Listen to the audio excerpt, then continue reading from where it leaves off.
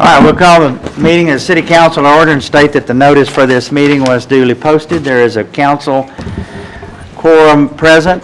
Everyone's here. Who's going to do that? Is the chief? Chief's going to lead us in our Pledge of Allegiance. Please stand with me. Pledge allegiance to the greatest country in the world. Pledge allegiance to the flag of the United States of America and to the republic for which it stands, one nation, under God, indivisible, with liberty and justice for all. Thank you.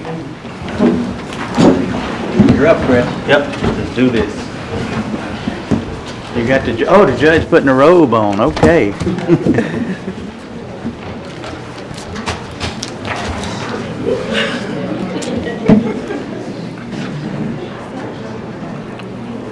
Put a collie in for her, Chris.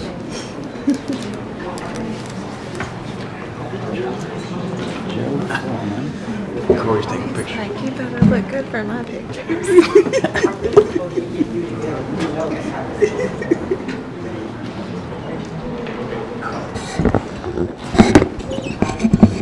I, Preston, Do solemnly swear or affirm that I will faithfully execute the duties of the office of council member at large, position 2, of the office of council member at large, position 2, City of Missouri City, City of Missouri of the City, state of Texas, of the state of Texas, and will to the best of my ability preserve, protect, and defend the Constitution and laws of the United States and laws of the United and of States this state. and of this state. So help me God. So help me God. Thank you.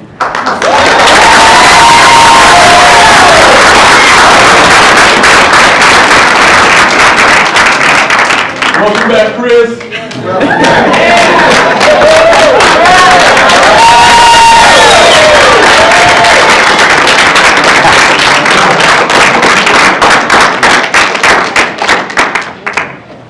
Wow. God is good all the time. All the time, God is good. Thank you, Judge Champagne, for taking time out of your busy schedule to swear me in. As you may know, we had some hiccups last time, and we wanted to make sure this time everything was done right. Yes, ma'am. Words cannot express how thankful and humbled I am to be re-elected to serve our beloved community. This victory means so much to me because many said we couldn't do it. Some said it was the unpopular votes that were taken. Others said it was beginner's luck the first time around. Well, it was neither of those things, but instead the people's will. The 9 votes that made the difference serve as a true testament that every vote counts and that every vote matters. As Mr. Bell told me during our conversation earlier, all good things don't come easy. I'm motivated by the opportunities and challenges that face Missouri City. Walking our neighborhoods, knocking on doors, and talking to the residents these past couple of months collectively reaffirmed my desire for wanting this despite the slow motion of progress. Public service, in my opinion, is the greatest profession around, despite being one of the few jobs that requires you to reapply every 2 years.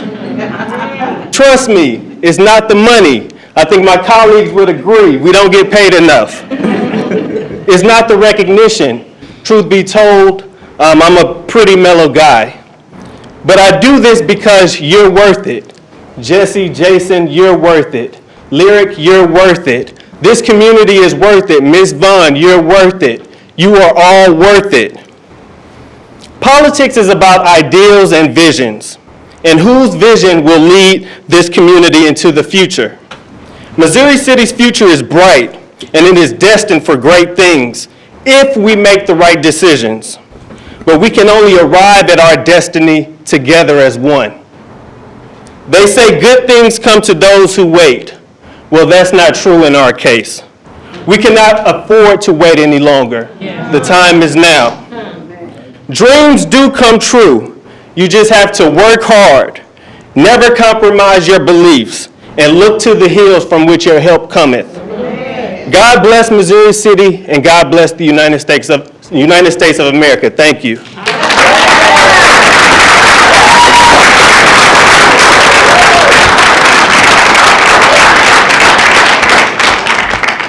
Scott, are you doing the Good job. Public Works?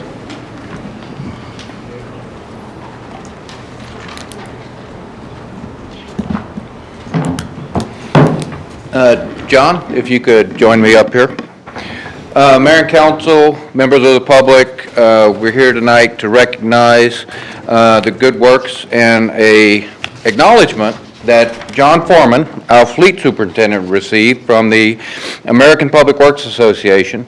He received the award of Professional Manager of the Year for Fleet for the Texas chapter of the American Public Works Association.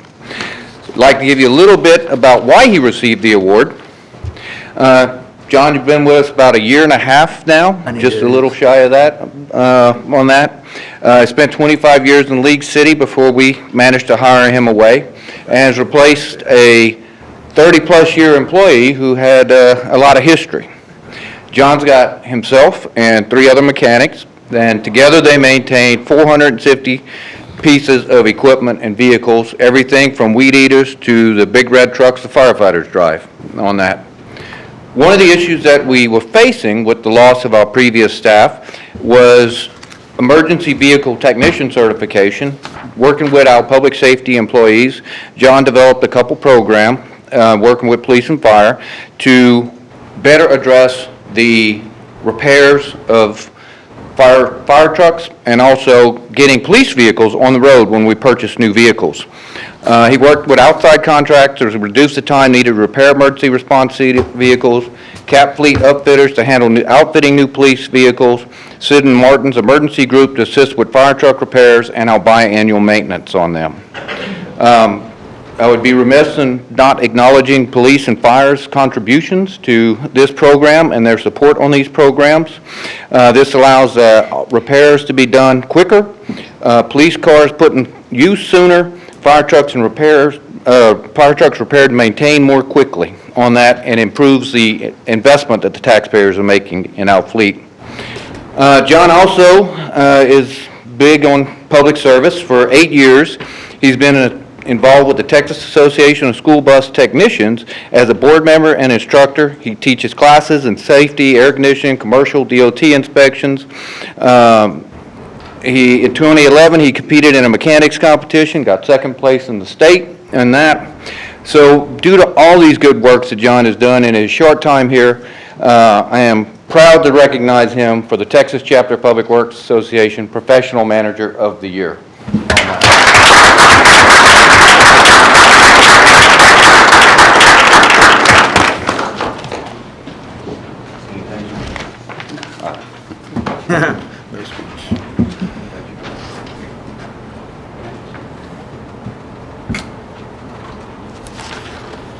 Congratulations, John. We've got another award that we want to recognize somebody for.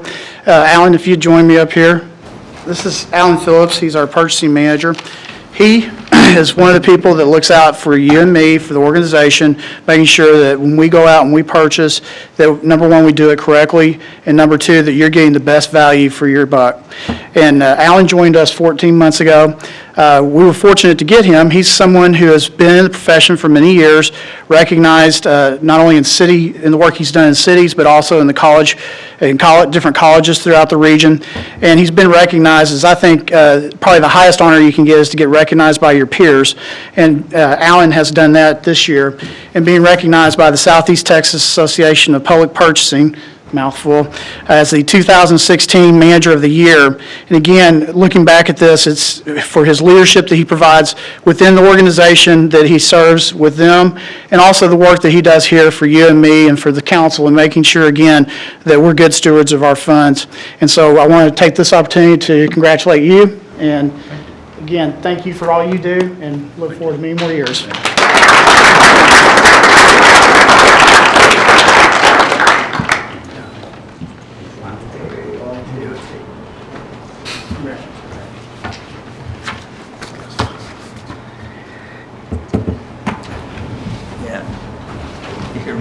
Two retirees that were supposed to make it here tonight, it doesn't look like they actually made it here, so maybe they thought it was the next council meeting. Early. That's why they're retirees. But I am going to read a little bit about both of them, because both of them have stellar careers.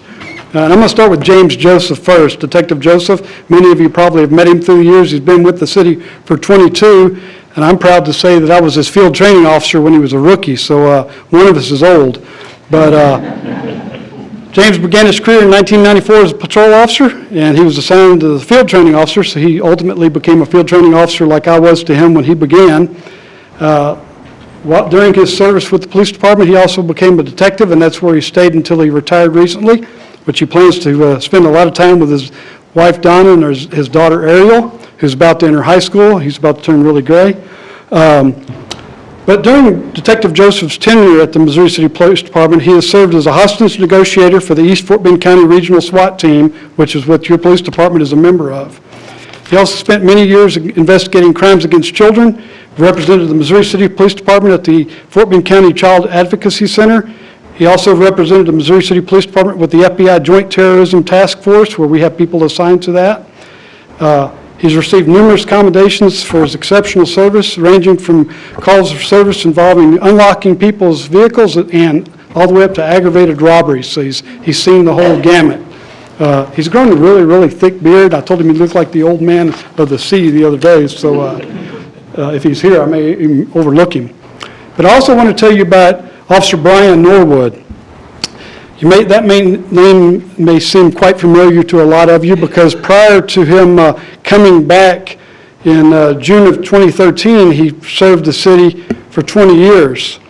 When he retired in 2001, he was hired by the State Department. He was assigned to serve as an international police officer in Kosovo, the former Republic of Yugoslavia, where he served as a deputy commander of the maximum security prison in a town I'm not even going to try to pronounce, and also the deputy commander of the Special Police Force training staff in Pristina, and commander of the Special Police Unit and another Special Police Unit before returning to the United States in another yet unnamed country. The reason he was able to do that, because prior to him retiring from Missouri City the first time, he was one of our SWAT team members, and he was a SWAT sniper. He's one of the people that I can honestly say was a mentor to me early in my career, and the time that he retired, he was my sergeant. So it was interesting having him come back as a patrol officer, and I'm to blame on why he came back as a patrol officer. You see, after he came back from Yugoslavia, he went to work for Jersey Village and Memorial Village's police department. He got experience as a motorcycle officer, and I knew that his work ethic would be just what I needed to get a new motorcycle unit up and running. So he promised me 2 years. He actually gave me 3, but he says, I'm not going to tell you how old he is, but he's in his 60s, but he's in incredible shape. I hope that when I'm in my 60s, I'm as half of the shape that he's in. But he says, I can't stand the heat on that motorcycle another summer. I totally get that. But during his service here, I mentioned that he was a SWAT team member. He was also one of the founding members of the first dive team for the city of Missouri City's police department. I mentioned that he was a SWAT team leader and a SWAT sniper. He was one of the first canine officers, and a lot of you remember Flash. He was a big old huge lovable puppy like this until he said whatever he said, and he'd eat you. Anyway, like I said, he served as a corporal and a shift sergeant, and he's truly going to be missed, as well as Detective James Joseph.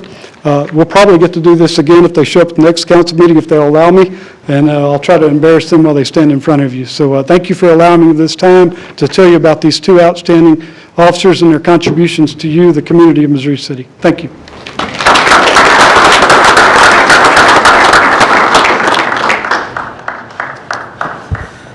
I have one proclamation that I need to read, and it says that whereas parks and recreation programs are an integral part of communities throughout this country, including Missouri City, Texas, and whereas our parks and recreation are vitally important to establishing and maintaining the quality of life in our communities, ensuring the health of all citizens, and contributing to the economic and environmentally well-being of a community and a region. And whereas parks and recreation programs build healthy, active communities that aid in the prevention of chronic disease, provide therapeutic recreation services for those who are mentally or physically disabled, and also improve the mental and emotional health of all citizens. And whereas parks and recreation programs increase a community's economic prosperity through increased property values, expansion of the local tax base, increased tourism, the attraction and retention of businesses, and the crime reduction. And whereas our parks and natural recreation areas ensure the ecological beauty of our community and provide a place for our children and adults to connect with nature and recreate outdoors. Now therefore, I, Alan Owen, on behalf of the City Council and all the citizens of Missouri City, do hereby proclaim July 2016 as Parks and Recreation Month in the city of Missouri City. And Jason, come on up. This is our new Parks Director.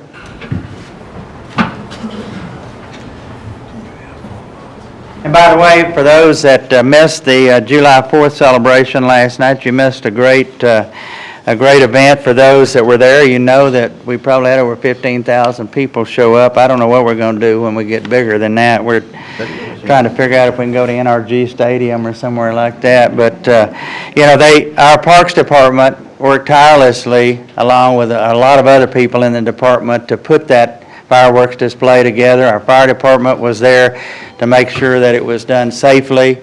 Our police were there to make sure people got in and out of the parks, but that's just part of what our Parks Department does. And, this whole month of July, if you see any of our parks people out working in our parks, mowing, doing that, just stop and say thank you for what they do, because that's the only recognition they really get every day is for you, the citizens, to say you appreciate us having the parks that we do in Missouri City. So it's your responsibility now.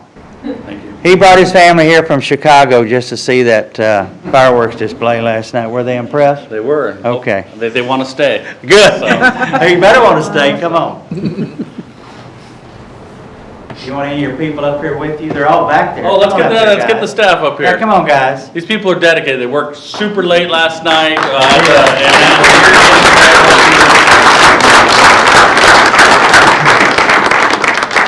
Group photo. Yeah. Shane was glad to hand this off, by the way, last night. He said, this is it. Through, it's yours now, right, Shane? Absolutely. Okay. Ready, everybody? 1, 2, 3. 1, 2, 3.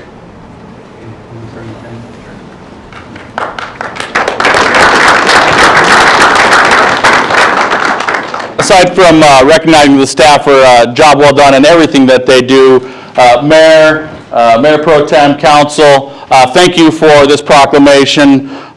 Residents of Missouri City, thank you for being here. And even though I'm fairly certain you didn't come here for this proclamation, we appreciate you sticking around. Parks and Recreation is one of those things that you never have to step inside one of our parks. You never have to register for one of our programs. You don't ever have to go into our state-of-the-art activity, tennis and recreation center, to recognize the benefits. As the mayor said in the proclamation, parks lead to higher property values. Parks lead to a cleaner environment. Research shows that parks lead to more parks in the community, leads to lower stress levels by its residents. As a matter of fact, when small and medium-sized businesses relocate to an area, the number one thing they look for is quality of life, and they define that as great schools and great parks and recreation. We're proud to be part of that. We're proud to be part of the services that are provided here in Missouri City. We're proud of our staff, our wonderful facilities, and our great parks, and thank you very much. Good, thank you. I notice we have some scouts in our audience. You want to stand and tell us what troop you're in, guys? Come on, don't be bashful. You came this far. So this is my brother and I. We're both from Troop 395. And my name's Garrett Davis. Very good. You're working on your citizen's merit badge? We're in communication. Communications. Very good. Well, nice to have you with us. Thank you. All right, item 4, public comments. I did not have anyone sign up for public comments. Item 5, staff reports. Bill, do you have Yes, sir, I do have a few manager items. report? to piggyback off of what you said earlier, and Jason, we had the annual 4th of July celebration out at Buffalo Run Park, and had, as you mentioned, a great turnout, great mix of food, variety of entertainment that took place. And again, kudos to the Parks Department, Public Works, and all those that worked on it, communications for getting the word out as to what was taking place. We did broadcast it live this year on our Facebook page, and since that time, since we've been putting information out, we've had that viewed 1,000 times since that time in this past 24-hour period. So again, it's getting a lot of attention, and it was well appreciated by the public. Also, want to let you know that, as you may have heard, may not, we once again have been contacted, and we are a candidate for one of the best places to live in America, once again, through Money Magazine. And interviews will be taking place with select staff members next week, getting information together. And we will find out at that time, or excuse me, after that, where we might fall within that list. And so stay tuned, and we'll keep you apprised of that. Also, with summer here and with kids out, there's an opportunity for the kids to take part in our tennis program. We will be having a summer camp, tennis camp this summer, starting on July 11th or the 14th. And that'll be our second session. And this is for tennis players ages 7 to 17. All ability levels will be welcome to attend. Training will focus on the fundamentals of tennis. And you can get more information by contacting our Recreation and Tennis Center, and information on our website, or calling 403-8637. And as a tennis player myself, it's something that once you learn and enjoy, it's something you can do for a lifetime, and there's several here that can attest to that. And finally, we've been recognizing employees tonight. We wanted to recognize one more and give a salute to the tennis administrator, Christina Escamas. With her leadership, our lucky Acers 40-plus adult tennis team has advanced to the USTA finals, national finals, and they will be competing in Arizona in November 11th through the 13th, so we'll be cheering them on and wishing them well. So that's all I have tonight. Very good. Thanks. And may I just say that the reason Bill's given that report is our city manager and his family are actually moving into their new home, and he's doing honeydews. He mowed the yard yesterday, he said, but today he's helping Mama move furniture. So anyway, he will be a full-fledged citizen of Missouri City very shortly. So good, thank you, Bill. All right, item 6 on the agenda is consent agenda. Is there a motion to approve the item as printed? So moved. Second. Councilman Wyatt made the motion. Mayor Pro Tem Smith made the second. All those in favor? Motion carries. Item 7 are public hearings and related actions. There are no zoning public hearings. There are no public hearings and related actions. Item 8 are appointments. There are no appointments tonight for this position. We will have some at the next meeting, though. Item 9 is authorizations, and 9A is consider electing the Mayor Pro Tem. Is there a motion? Yeah, Mayor, that was a considerable amount of discussion, I guess, last year, and I think it was decided that it would be a rotation. And it was that, I guess, the council, my colleagues agreed to that. So on the agenda I see here is considered elected a Mayor Pro Tem, but if we go along with what council agreed to on last year, the next in line is Councilman Floyd Emery. I don't have a problem with that because I think that Councilman Emery will make a very good Mayor Pro Tem. I've seen him over the years work to study his craft.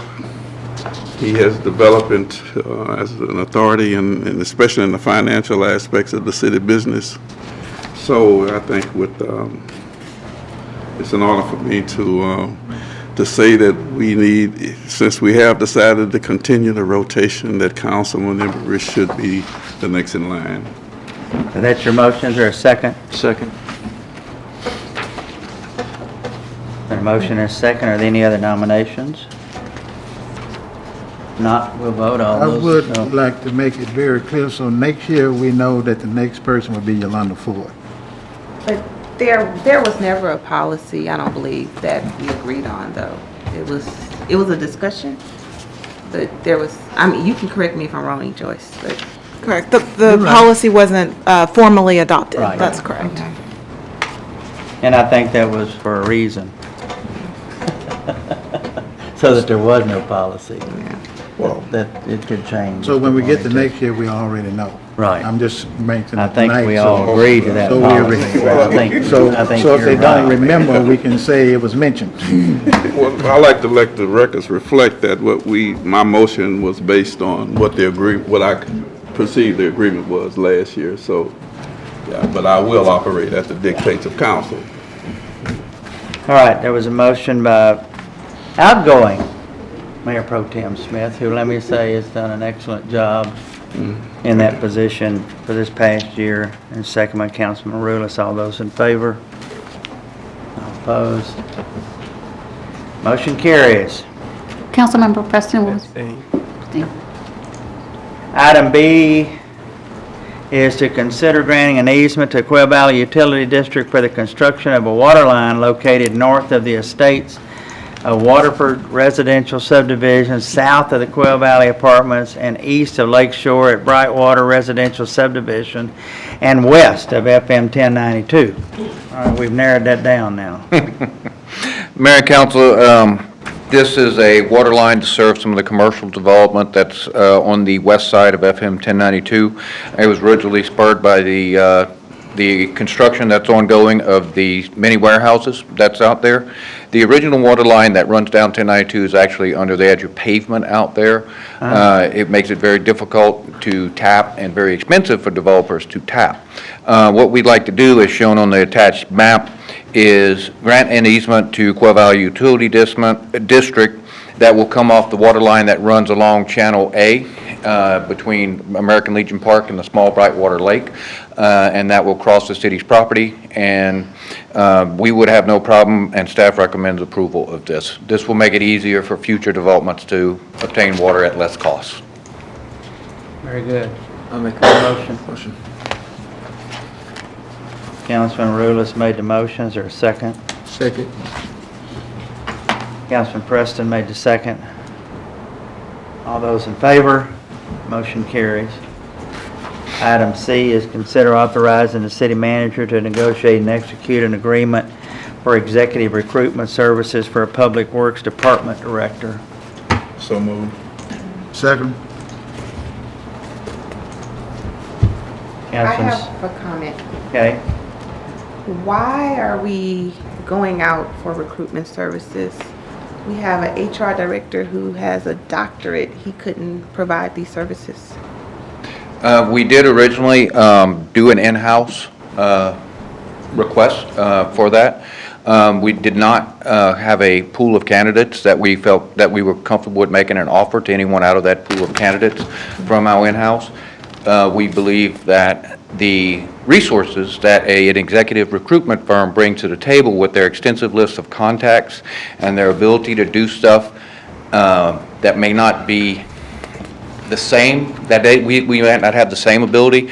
For example, calling places saying, hey, do you know of anybody that might fit this bill, that might be looking for this? Where we may not have that same ability due to workload and staff out there, and we don't have that same list of personal contacts. We feel that this is a process that's worked successfully for our city manager and other executives that we have done at this city recently, and we'd like to continue that same process. How much is this going to cost us? It's a not-to-exceed price, $27,000, but is what we're estimating, which is consistent with the other executive searches that we have done in the city in the last year on that, but we have not finalized or negotiated a contract with any particular firm. So, Bill, how much have we spent on executive searches? I don't know off the top of my head, but we have, if I remember correctly, there's 5 searches that have taken place, and 6 if you take the city manager into account. Scott, with all the different networking options we have today, including the city manager group, and I don't know the name of the title of that group just yet, but, I mean, aren't there other ways to do this? There are a large number of ways to do this. That is correct. It's just that seems to be one of the most efficient ways that we have found to gain a quality pool of candidates. Right. Just to give you some thought processes, for example, when we recently did a search for our Parks Director, we ended up with about 6 candidates from all over the United States with a wide variety of experiences that we can look at. About the same number of candidates for the Development Services Director. Again, from all over the United States, we had people with a wide variety of experiences that we can draw on, from cities as diverse as San Jose, California, to Jonesboro, Arkansas, on that. So this seems to be, in our opinion, one of the best ways to get a large pool of quality candidates in a relatively short amount of time on that. And Dr. Williams can't expand his search outside of this area? I mean, $27,000, and we spent that on 5 other directors? Wow. Well, it's not always been $27,000 on that. It has been different amounts on that. We have been paying for that with the vacant salary savings from these vacant positions. This is not a separate line item increase in the budget on that. We've been transferring money from the vacant positions for these executive level on that. Go ahead. But in regards to Dr. Williams, on that, Dr. Williams is a very talented gentleman. We did do this originally as a first search that we did perform in-house. And again, our pool of candidates, when we got down to the finalists, we only had 2 actual finalists that we could interview on that. So we feel that this will give us a better pool of candidates for us to look at. I just, for the record, we took $22,000 from a mailbox and we applied it to half an employee. Here's another 27 that we can add to the 22. Now you got an FTE. Just saying.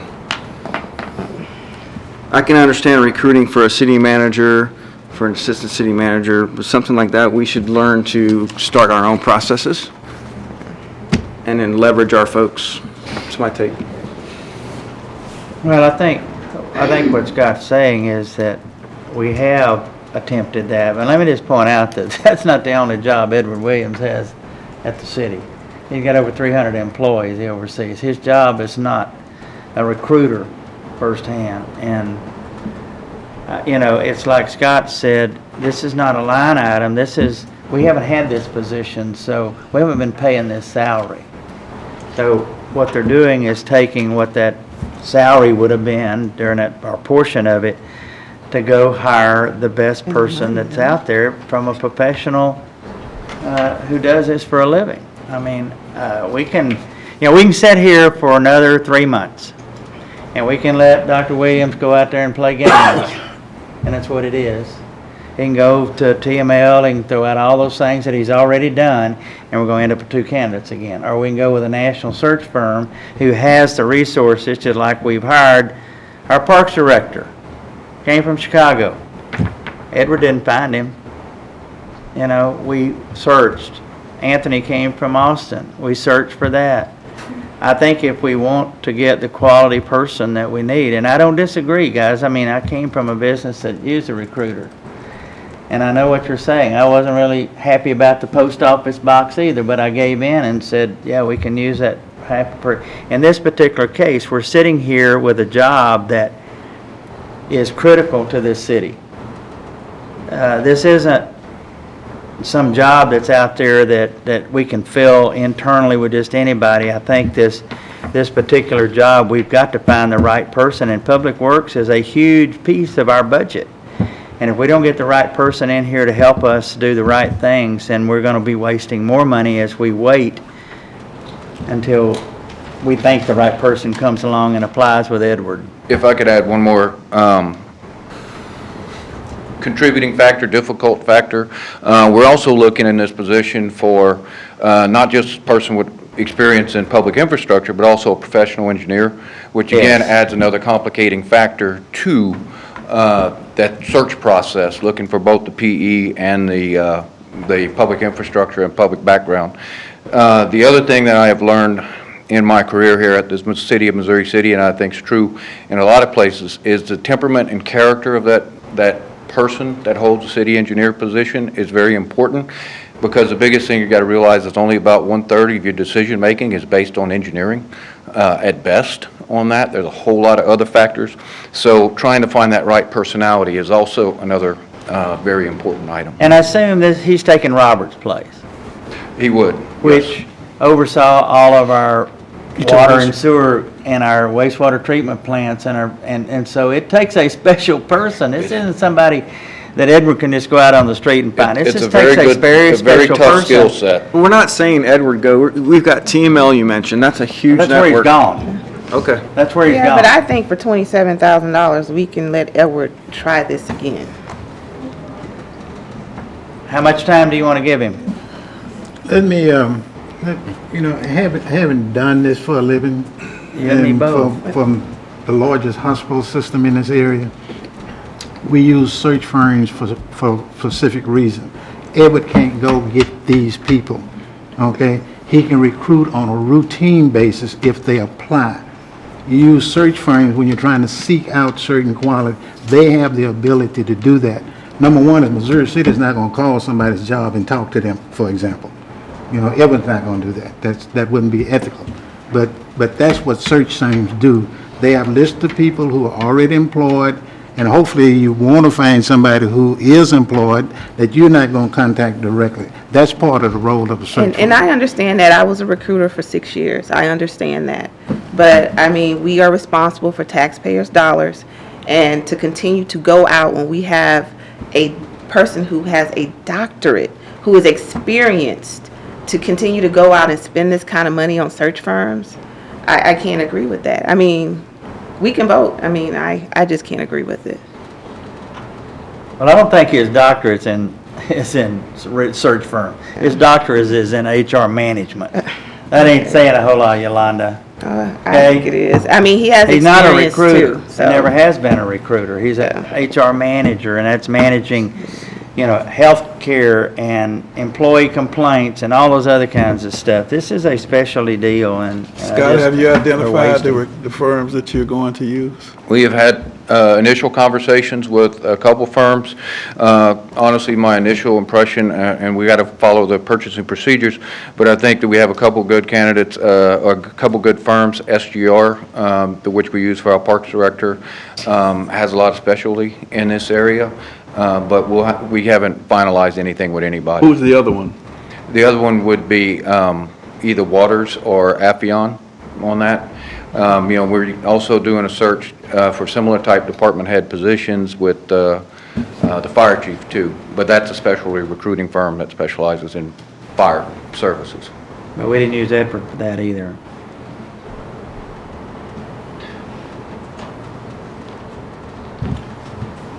I mean, I think it's important that we also look at this as a sense, like you said, Jerry, the company you used to work for, you all used to do that. But Missouri City is more so like a nonprofit. We're not in the business of making profit. Therefore, we don't have the money to just expand on these things. And though it's not coming out of the line budget, it's hard to explain to residents that are waiting for core services to be delivered and for things to be repaired and fixed when we have money to not throw away, but give to a firm to hire when we have the capability in-house. Well, if I could, Councilmember Preston, it's not a costless expense for us to do it in-house either. We do have the same type of money that would have to be expended on things like LinkedIn and other professional searches. In fact, my last conversation... Would it be anything close? My last conversation with Dr. Williams was it was being about the $10,000 range on that, but I don't want anybody to think, and that was just for the LinkedIn contract. If we go to other social media or other things, it may be more, but I don't want anybody to think that it's a 0 versus 27,000 on that. There would be in-house expenses even if we go in-house. For a not-for-profit organization. All right, I go back to the original question. How much time do you want to give him? I mean, time for him to do his search. 30 days. How many number of days? We can give him 30 days. How long has the position been open? The position has been open since February of 15. And how long have we been looking for someone? Since February of 15. February 15. Actively. Well, I take it back, ma'am. I'm sorry, that is not correct. We did not start until about May or June of 15 because we were waiting to see how the city manager search played out. So it was roughly about May or June of 15, and we just finished the interview process with the original candidates produced by our internal search about four or 5 weeks ago. The reason why I voted to give the city manager the authority to find a company or search firm for this is because I recognize how important the decision is coming up for us to manage our water. Water is gold now. We must manage the way we process our water. And we just can't pick an engineer off the street to get that done. This is a specialized person. We had a good one in Robert Upton, and I tell you, everybody was after him because of his credentials. This is this particular person here is a special person, and we have to have the right person to help us do this. We got mud districts that we have to be able to relate to. We also have to have our disposal of our sewage and things of that nature. We got to integrate all of this stuff. We got new businesses coming in. We got new development that's taking place. The city is growing by leaps and bounds. We got to have that right person in there to be able to handle this monumental task. That's the reason why I voted to have a company who specializes in recruiting this type of person. We're looking for somebody in a phone booth coming out with an S on their chest in order to keep our city as viable as we think it should be. I think we've gotten to the point where we need that S, but I think going forward, we should first try it in-house, and then if we don't do well there, then we... And this is a touchy thing I want to mention, and I don't disagree. I think we really need to take a real hard look at the way we spend our money. I don't disagree with that at all. I'm just want to make sure that we got that right person in there. Councilman Maroulis, you mentioned that we should first try in-house. We did do an in-house search already. This one's unique because we had the city manager thing, and there was a stall period, and then... Well, no, but no, the HR department did handle this last search. They did, for the Public Works Director. Then we need to train them how to be successful, or that we need to give them more tools to go out. It's not the fact that they're not good at what they do. They are good at what they do. They don't have the ability to reach these kind of people. Okay. I worked in HR for 40 years. We use search firms. And by the way, I work for a not-for-profit, not a profit organization. We use for certain kinds of talent. We want to bring the best talent to Missouri City. That's going to help our citizens. How did Robert get picked? Robert who? Upton. I met Somebody Robert probably called him. No. That's all right, let's vote. To be honest with He you, was recruited away from us, so. I met Robert in HEB, and he asked about a job, and I referred him to the city. That's how it happened. You saved $27,000, Jerry. But that's how it happened. It was a fluke. Will this contract, the amount of the contract have to come back to us? No, sir. You're giving authorization for negotiation, for the city manager to negotiate. Just do it. But we haven't made a decision on which firm, right? No contract have been signed, no decision has made to finalize which firm. We've been speaking with the legal department about what process that we will be utilizing, but we will be following our appropriate purchasing rules. We'll turn Alan loose. Let me make a suggestion then. Why don't you all determine who that is going to be? And at the next meeting, let's have Dr. Williams here. I agree. And ask him what he's done. I think we're searching for an answer that nobody here has. Only he has the ability to tell us how much time he spent, what resources he used, how he went about it, and how unsuccessful he's been. So I would say let's bring whoever y'all pick and come up with a price. Let's bring that back to council on the 18th, and we'll make a decision that night on whether to go with them, or if Edward thinks he can. Did you consult with Dr. Williams on this? I spoke with Dr. Williams in person on this. I explained him, the city managers, and my feelings that we'd like to use a search firm, and his word to me was, that's fine with me, I have no problem with that. I have a lot of stuff on my plate that I'm not going to argue. Yeah, I guess that's the question I have, you know, we're trying to, I don't think we're trying to say that Edward doesn't have the wherewithal to do this type. Now, whether he has, you know, that experience at the levels we're looking at, but, you know, he does have, you know, other responsibilities, and I think it's incumbent on us to make sure that we don't take it for granted that Edward's got extra time to be able to put the effort that's needed to get out and hit all of these various organizations and sources to find the type of person we're looking for. So you know, I agree, you know, I think we all don't want to spend money that we don't have to. And if we've got in-house resources to be able to do it, we ought to take advantage of it. But let's not, you know, let's not put a burden on Edward that maybe at this point in time, you know, he doesn't have, not that he doesn't have the capability, but he doesn't have the time. So what would slip if we give him that type of I agree, but assignment?